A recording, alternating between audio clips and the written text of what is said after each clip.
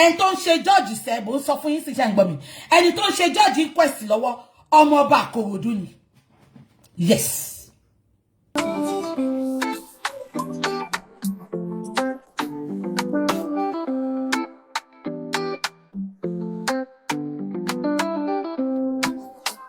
Gbogbo wọn pátá ni bàbá ti petition ṣùgbọ́n for one reason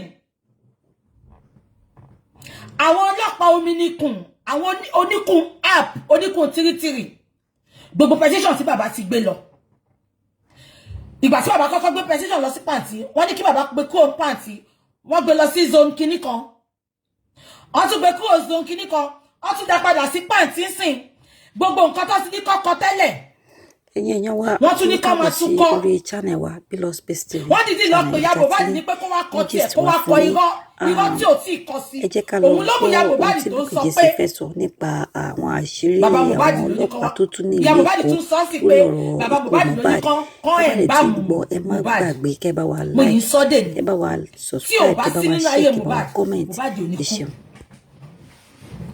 tí ọ̀tá ilé ò bá para mọ́ mọ́ tààtà ẹ gbàgbé gbogbo pé ẹgbẹ́ kan tí Yorùbá sọ ni ó ní ẹ̀kúnlé lọ̀tá wà inú ilé la ṣe ní gbé Wùmí ló ṣílẹ̀kùn fáwọn tààtà tán wọlé.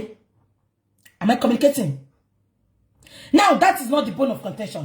Ẹ̀yin tí mo bá láwọ̀ lẹ́ni ni pé gbogbo pé bàbá Mohbad kò ṣe nǹkan kan bàbá ṣe nǹkan to the extent pé tí bàbá lọ bá wọn láti bàbá ní kí ló dé ganan òun ti sọ fún yín pé kẹ́ gbé ọ̀rọ̀ lọ sí court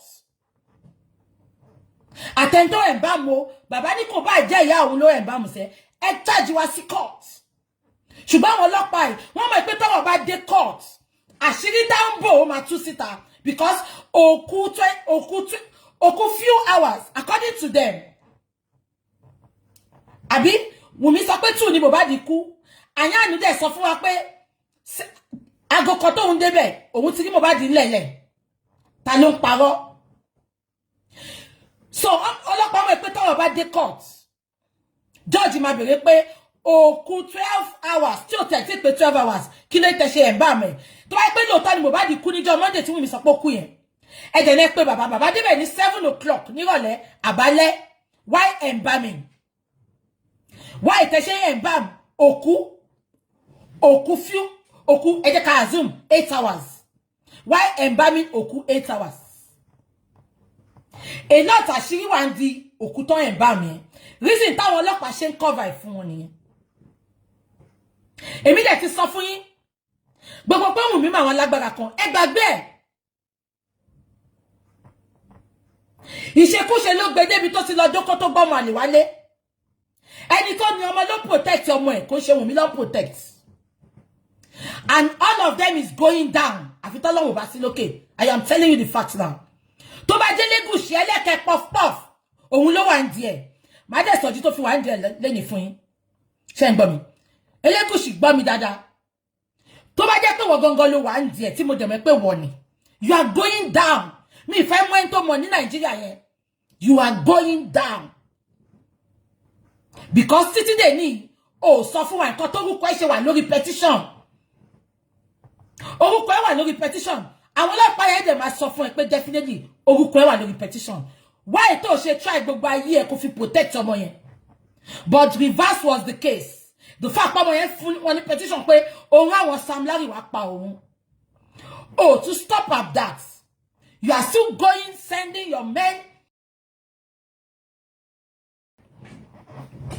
Elégùṣì mi ò rán ìyá ẹ o wàláì mi rán ìyá ẹ tí n bá dákẹ́ má rò bí pé mo gba petition kankan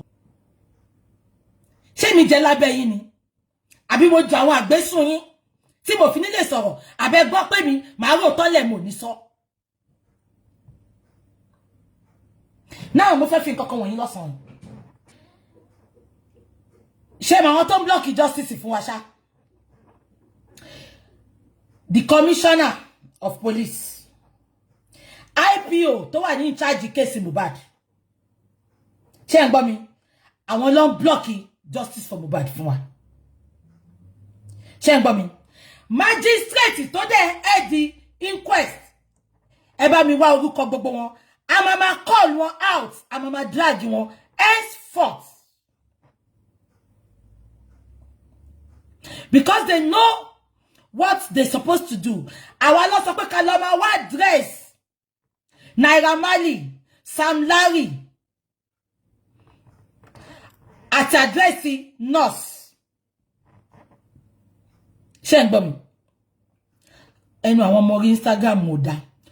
Wọ́n ní Eniola Badmus ó dàbí Sam Larry obìnrin. No. On Eniola Badmus ó dàbí Sam Larry obìnrin. Now, ṣé ń gbọ́ mi? Wọ́n ní ká lọ máa wá dress.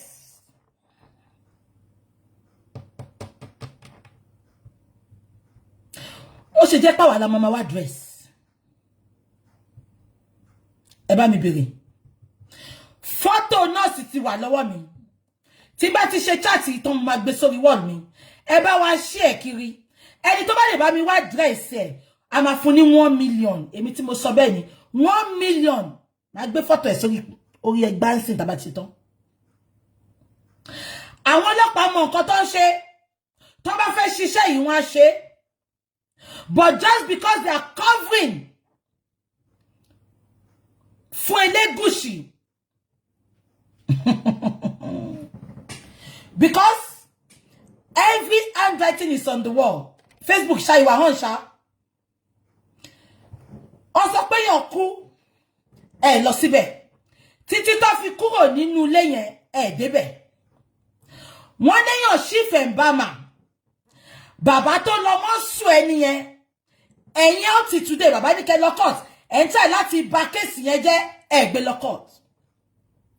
Ẹni tó wà pẹ̀lú Mohbad tó jẹ́ transformer Lekki tó wà pẹ̀lú ẹ̀ ní 72 hours, 24 hours, 48 hours. Dèní ẹ̀mú òun lọ́kàn àṣànà fi balẹ̀. Ìgbà tó sọ pé CCTV wà nulẹ̀ ẹ̀gbọ́n nǹkan tó sọ ni. Ó ní kó gba station lọ because Sam Larry ti sọ pé all stations settled. Òun ni Wùmí ṣe sọ pẹ̀lú slippers breast tiẹ̀ pé ẹni tó bá ní evidence kó gba station lọ. Am I communicating? Because Elégùṣì rán kó lọ pa Mohbad. Ó ti sọ pé all stations settled. Òun ló ṣe mú Wùmí tó sọ pé ẹni tó bá fẹ́ rojọ́ kó lè kó gba station lọ. Ẹ bá wa béèrè lọ́wọ́ Nigerian Police, Lagos State Police Commissioner. What is their interest in Mohbad's case? They need to let us know. What is their interest? Ta ló ń cover fún? Ẹ bá mi pé bọ̀dá Naija ṣì máa dùn. Ṣé ó sọ pé wọ́n gbọ́ gbogbo ilé tó ń ṣẹlẹ̀? Ìtọ́wọ́ òun ló ń fáwọn ará TikTok ní hope pé Naija ṣì máa dùn. Exactly. Address nọ́ọ̀sì wà lọ́wọ́ ọlọ́pàá because nọ́ọ̀sì ló ń sign ní pàǹtí lójoojúmọ́. Why tí ọlọ́pàá ò lè fún wọn l'address tó máa fi invite nurse? Why tó jẹ́ pé àwọn lọ́nìkan ló máa wá dress? Ẹ bá mi pé Naija ṣì máa dùn. Ìtọ́wọ́ òun ló ń fún wa ní hope. Abẹ́ gbọ́ mi. Àníṣe tani Nigeria tani Lagos State Police ń ṣiṣẹ́ fún ṣe. Ta ló ń ṣiṣẹ́ fún? Wọ́n léyàn pààyàn. Ó wà bẹ́ẹ̀ 24 hours, 48 hours, 72 hours. Up till today, Nigerian police will arrest Wunmi. Instead, reverses the case. Our witnesses don't arrest. As a matter of fact, and you take a loan me by. Most àwọn tó ka certificate course tó sọ pé àwọn lawyer o. Àwọn tó ka certificate course tó sọ pé àwọn lawyer mi sọ yẹn o. Ẹ̀yin take a justice. Tẹ́ dé fìlà bí ti bàbá Fálànà. Ẹ̀yin ni mo bá wí lọ́sàn ìfẹ́. Èèyàn wà nínú ilé 72 hours, 48 hours, 24 hours. Up to today, ẹ mú Wunmi. Ẹ arrest Wunmi pé fẹ́ béèrè ọ̀rọ̀ lọ́wọ́ ẹ̀ yàtọ̀ sí ti inquest tó lọ yẹn. Kàkà bẹ́ẹ̀, bàbá Mohbad lẹ́ arrest lẹ́ni kó máa wá sí court. Ẹ jọ̀ọ́ ẹ̀yin lawyer, mi sọ lawyer ṣájà mbè because iṣẹ́ gidi ló ṣe. Mi sọ àwọn tó lọ ṣe certificate course ló ń pè nílùú yìí tán láwọn lawyer o, mi sọ yẹn o.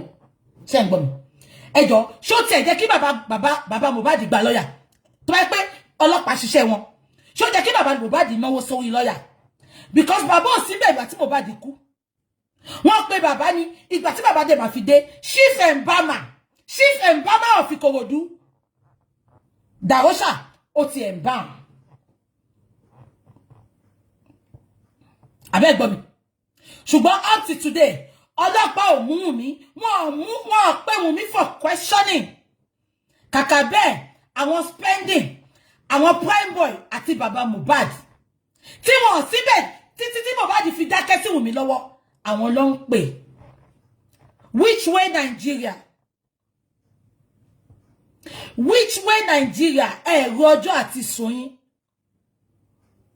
chief judge inquest náà wá ń ṣe bó ṣe wọ́n sọ pé ọmọ ọba Àkòròdú ni ṣé ọwọ́ ọba ti kan bá ní ṣé ọwọ́ ọba Àkòròdú àti ọba Lẹ́kì ṣé ọwọ́ wọn ti kan ra wọn ní because chief judge Ìkòròdú tó ń ṣe judge inquest yẹn ọmọ ọba Àkòròdú ló pè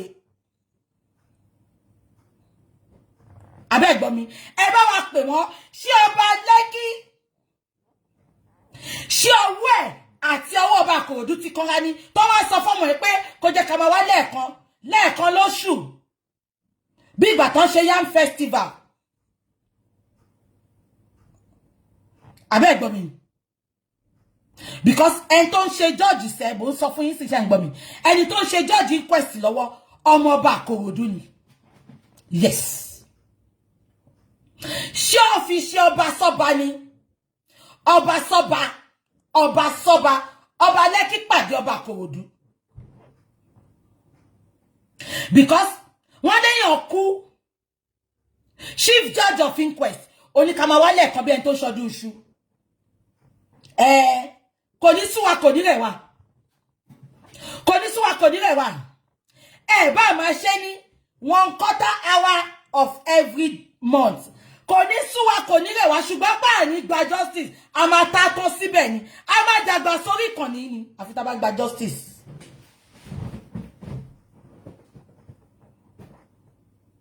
ẹ bá gbàgbé pé ìrìn àjò wáyé pọ̀ gbogbo ẹ̀yin tẹ́ ń wò mí wọ́n fẹ́ establish ikú tó pa Mohbad ní inquest ni tá bá ti establish ẹ̀ àwa ń lọ sí higher court so àwọn tó yìí máa jábọ́ nínú ìrìn àjò yìí pọ̀ kò ń ṣàwọn failure group nìkan because mo ti sọ fún yín it's gonna be a lengthy and a bumpy journey ṣé ń gbọ́ mi. Now, ẹ wá bá mi dìyẹn mú. Mo fẹ́ fi nǹkan kan wọ̀nyí. Ṣé gbogbo yín rántí? Mo ń bọ̀. Ẹ ṣàròdàn.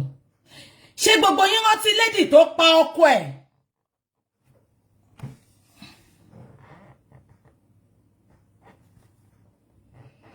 Àwọn family Wùmí lélẹ́yìí. Mo máa play video yìí fún yín sí kí gbogbo yín gbọ́. Ẹjọ́ ṣé ọkùnrin wáyé ìyá ni mẹ́ẹ̀má wáyé ìyá o ẹ̀yin ọkùnrin ẹni wáyé ìyá o ẹni wáyé ìyá o èmi ni máa jẹ́ voice fáwọn ọkùnrin sẹ́ẹ̀ èmi sọ fún yín pé tó bá yẹ pé Mohbad ló pa Wùmí ni Mohbad wọ́n ti sọ wọ́n tẹ̀ ní ṣe investigation wọ́n ti fi sẹ́wọ̀n gbére abẹ́gbọ̀n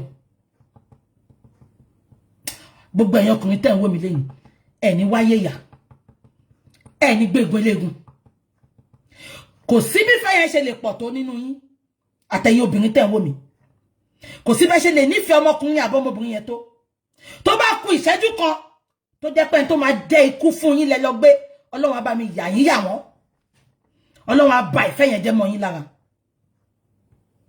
mo fẹ́ fi fídíò yìí wọ̀nyí gbogbo yín náà lẹ ti rí ń bọ̀. Any sugar.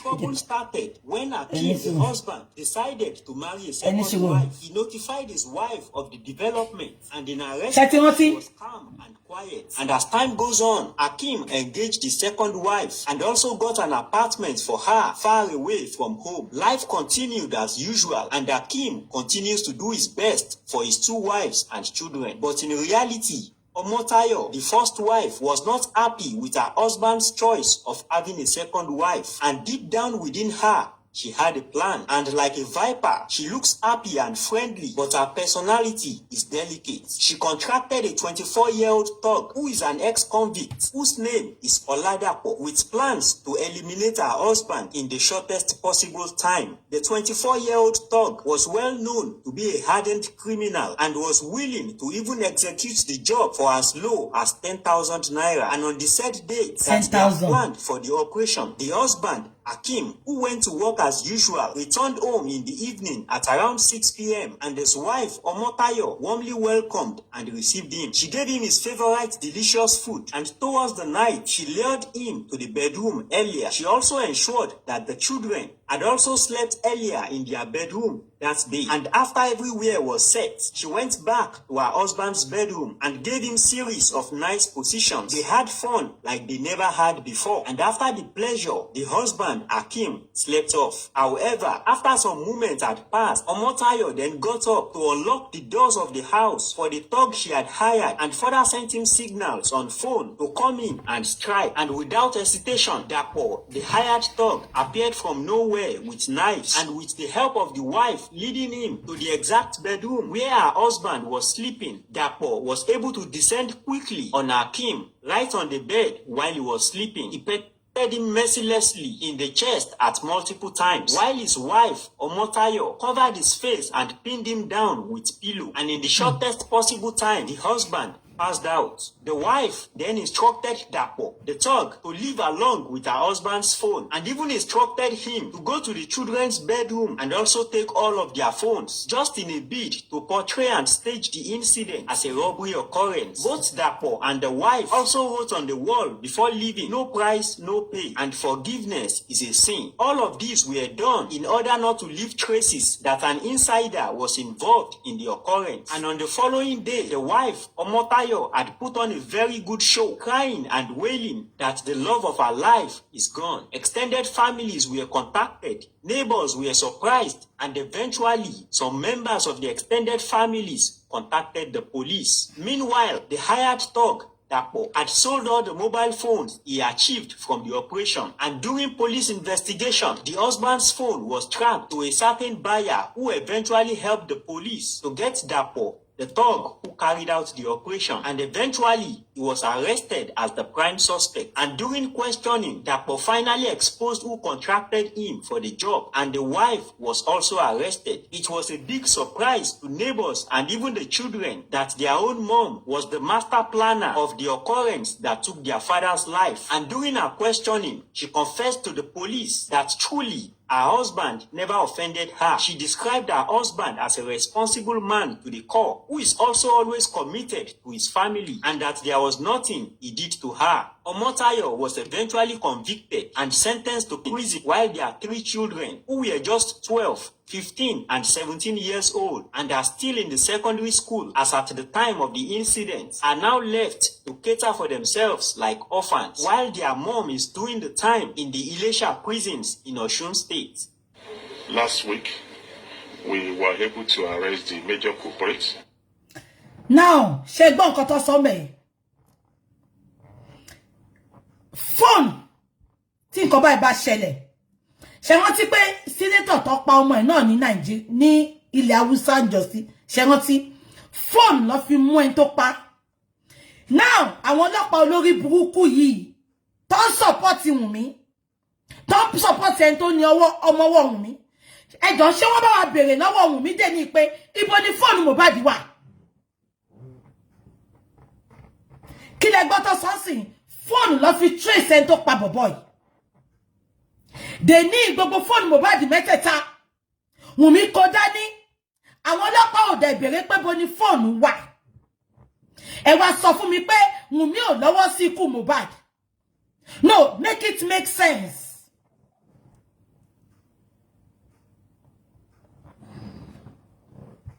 Bí Kọ́lá àjọ yẹn ṣe sọ, ṣé ọlọ́pàá Iléṣà ṣó yàtọ̀ sọ́lọ́pàá Èkó ni? Ṣé báwọn ọlọ́pàá ló ṣiṣẹ́ wọn yìí? Bó ṣe gbẹ́jọ́ níbẹ̀ pọ̀ mọ́ wọn ti kú. Phone ni number 1 thing tó kọ́kọ́ trace, because wọ́n rí phone bọ̀bọ́ yẹn. Even kí phone bọ̀bọ́ yẹn wà nínú ilé pẹ̀lú ẹ̀gan.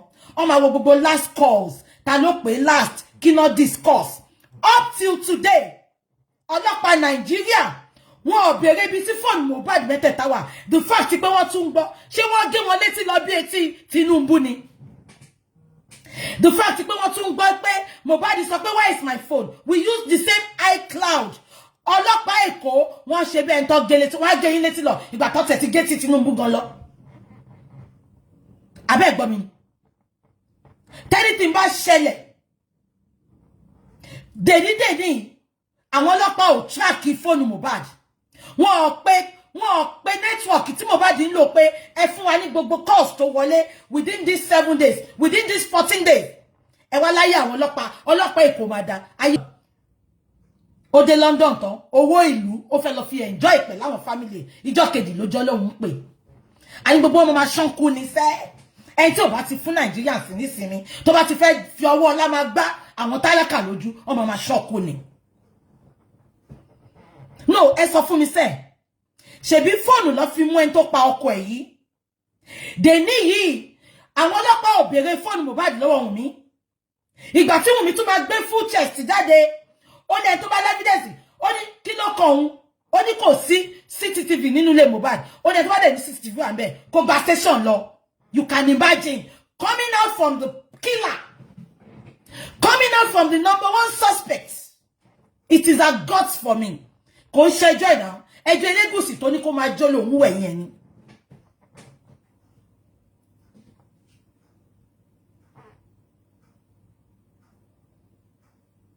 Abẹ́ gbọ́ mi. Ẹ má tún gbàgbé pé lọ́yà bọ̀bọ́ yìí ó wà involve nínú ikú yẹn. Nínú ikú tó pa bọ̀bọ́ yìí. Òun ló ṣe bí Wùnmí pé ẹ lọ́wọ́ gẹ́ yìí dáadáa ẹni tó pa ọkọ ẹ̀ ní Iléṣà. Ẹ ṣe pé kò ṣe Jùmọ̀kẹ́ ló bí. Ẹ ṣe pé kò ṣe ìyá tó bí Wùnmí ló bí. Exactly. Wùnmí mọ̀ pé Elégùṣì ti settle gbogbo station. Ìtorí ẹ̀ ló ṣe sọ pé kó gba station lọ. Gbogbo yín tẹ̀lé rántí pé Sam Larry sọ ó ní all stations settled. All case closed. It is their effrontery for me. It is their guts for me. Ẹ pààyàn. Ẹ dẹ̀ feel pé máa lọ scot free ṣá. Wùnmí, you think you're gonna go scot free? Be a God, Pastor Jerry. Not on my watch. Not on my watch. Ṣàrí pé jẹ́ yìí náà, ó arrange pẹ̀lú lọ́yà ni, lọ́yà bọ̀bọ́ yẹn. Òun ló mú lọ́yà Mohbad. Ṣé rántí? Tó sáré débẹ̀, ọmọ èèyàn kú ẹ̀ pé bàbá, bó ti yẹ pé ìyá Mohbad ti kọ́kọ́ lọ, wọ́n ti pa plan ikú tó pa Mohbad, kó tó ṣẹ̀ṣẹ̀ padà lọ pé bàbá. Lọ́yà lẹ pè. No, make it make sense. Ọmọ èèyàn kú lọ́yà ló pè. Ó tún máa ṣe tán, ó lọ pé Fálànà. Fálànà for what? Fálànà for what? Mo ṣe pé tó bá sọ òótọ́ ọbẹ̀ fún Fálànà gan ni. Fálànà ò ní gbé fìlà aṣọ òkè wọn tó dàbí tìyá rẹ̀ mí yẹn, kò ní máa gbé pé òun fẹ́ ṣẹjọ́. But gbogbo nǹkan tó pa irọ́ tó pa fún gbogbo àwọn èèyàn ni pé Naira Marley ló pa Mohbad ìtorí royalty. Which is òun ló mú gbogbo èèyàn tó dìde tó protest. Tó mẹ́pọ̀ lórí burúkú ọmọ ẹ̀ tí ò mẹ́pà ṣírí ìmàtú. Wùnmí, ó ṣe lógún fún bàbá yẹn ní kiri ẹ̀ parẹ́ kó má lè sọ nǹkan tó rí. Ṣùgbọ́n Ọlọ́run jù yín lọ. Ẹ mọ̀ pé bàbá máa ṣe interview pẹ̀lú BBC. Because for like 2 weeks bàbá dákẹ́ ni. Kò sọ kankan ó kàn bàbá kàn wò bí ajá báǹkì ni. Nọ́tọ̀ ti gbà tí ògùn yẹn parẹ́ lójú bàbá. Gbogbo iṣẹ́ burúkú tó ṣe ó parẹ́ tó ṣe sí bàbá yẹn. Abẹ́ gbọ́ mi. Wùnmí, take your trophy. Apanijogún of Africa. Apanijogún of Africa. Take your trophy. Ọ̀gá àwọn apàyàn. Èyí tó pa ló pamọ́ yẹn. Abo gbàgbé ni. Mohbad sọ and I quote. Ó ní ó ti ń ṣe tipẹ́. Ó ní tèmi ló máa fi ṣàṣemọ́. Mohbad knows too much.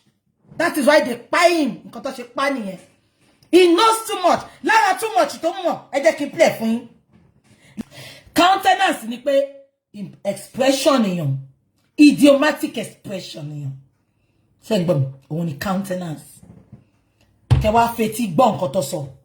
Ṣé wá rí fídíò yìí? Olórí burúkú kan. Ó comment tí mo ti block ẹ tí mo ti jù sí bin. Ó ní is a normal talk between ọkọ àti ìyàwó. That is a very expensive talk. Tó bá jẹ́ pọ́wọ́ ohun mi mọ́ ni, ìgbájú burúkú ló jẹ́ kó fún Mohbad. Am I communicating? Èmi àtọkọ mi ń ṣeré ńsìn, mo wá gbé ọmọ wa dání. Ọkọ mi ò refer sọ́mọ yẹn as ọmọ mi. Only that boy. Ẹ̀yin ọkùnrin tẹ́ ń wò mí, mo sọkùnrin bí Shifembama. Mi sọkùnrin bí àdúrà. Ẹ̀yin ọkùnrin gidi tẹ́ lóko lábẹ́ tẹ́ fi dóbìnrin lóyún tẹ́ mọ̀ pọ̀ mọ́ yín ni. Ẹ máa wo nǹkan tí mo sọ yìí. Màá play fún yín sìn kẹ́gbọ́. Now, wọ́n fi ọwọ́ ara wọn ṣera wọn ní. Ibi tí Wùmí ti máa ń ju nǹkan síta pé ó ṣá ń put ọmọ yẹn sí wa lójú. Ẹ mọ̀, Wùmí máa ń fẹ́ justify gbogbo nǹkan tó ń ṣẹlẹ̀ láti lè jẹ́ ká wo in another way. But tó fọwọ́ rẹ̀ ṣera inú fídíò yìí, òun ló ju fídíò yìí sáwọn tó jù síta. Ṣùgbọ́n kò mọ̀ ẹ́pà wa onílàákàyè. Ẹ̀yin tẹ́ support Mohbad mọ̀ something. Kò mọ̀ ẹ́pà máa wo beyond that. Èèyàn kan comment pé òun ti rí fídíò yìí, ṣùgbọ́n òun ò tiẹ̀ wo gbogbo bí tó ti sọ̀rọ̀ yẹn. Ó lóun ò ro lọ sí báwa ṣe àwa deep thinkers. Deep thinkers ló ń pè wá. Abẹ́ gbọ́ mi. Ẹni yẹn lóun ti rí fídíò yìí. Ó ní ṣùgbọ́n òun ò fetí sí gbogbo. Àníwùn mi sẹ́ mo ti sọ fún yín, wọ́n máa fọwọ́ ara wọn ṣera wọn ni. Ẹ bá mi fìdí kalẹ̀ kẹ́ wo fídíò yìí. Ẹ jẹ́ kí n smoke díẹ̀. Ṣé ẹ rí? Ẹ máa wojú àṣàdá ń bẹ̀ yẹn. Ṣé ẹ rí? Màá gbé sókè. Hi, Liam. You're not even saying. Ṣé lójú mi? You're not even saying secret. Ó shock. Ṣé lójú ẹ̀? The secret behind the fine boy.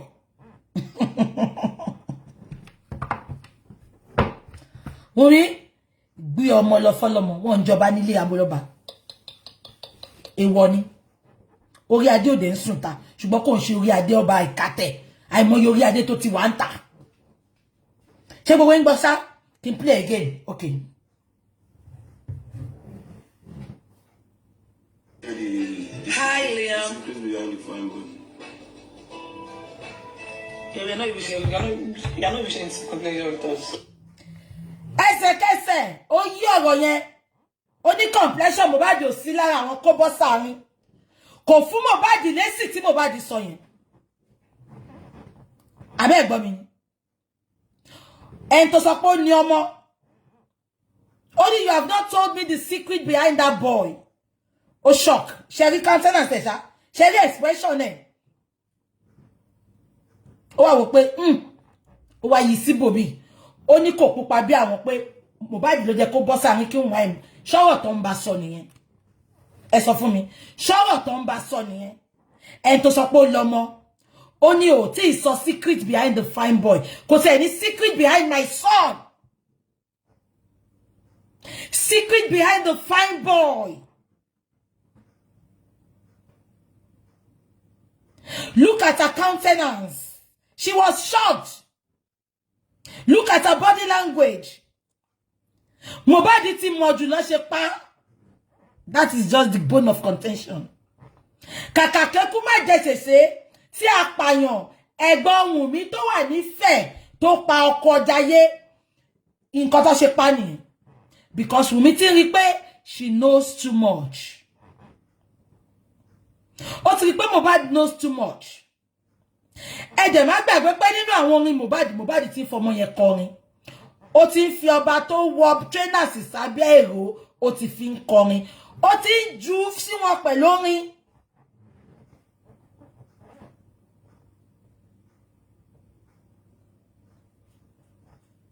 Abẹ́ gbọ́ mi. Lagos State Police, they have been compromised. Kò sẹ́ni tó lè sọ fún mi. Within 24 hours, lọ mú.